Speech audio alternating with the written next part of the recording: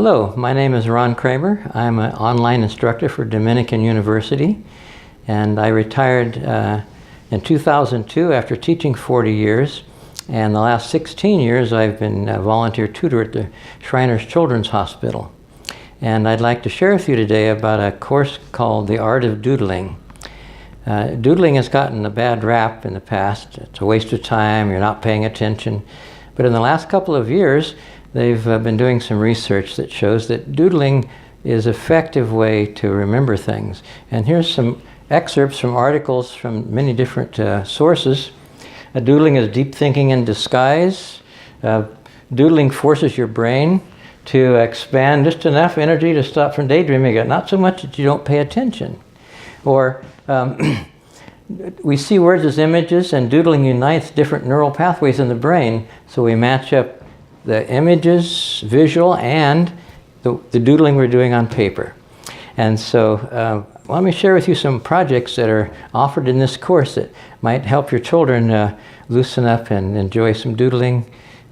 One of them is doodling on articles of clothing. Of course, get their parents' permission. But this is my great-grandson's onesie that I doodled on. My neighbor, Phoebe, across the street, she doodled on a t-shirt.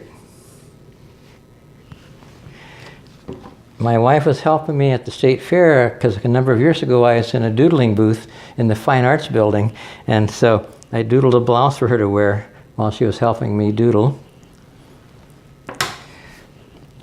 Doodling can be puns. If you get these letters from the art store or make your own out of paper mache, you can doodle on these and you can make a doodle bug. You may have your students write their initials out on a piece of art paper and embellish around them and doodle and turn them into monograms. This is another form of three-dimensional doodling.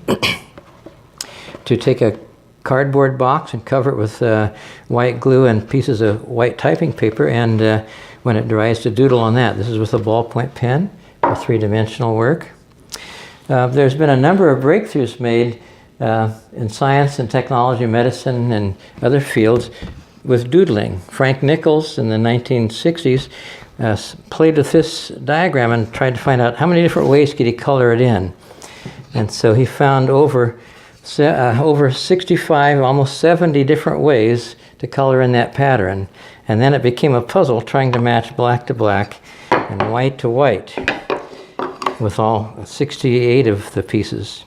And it became published as a puzzle called Izzy.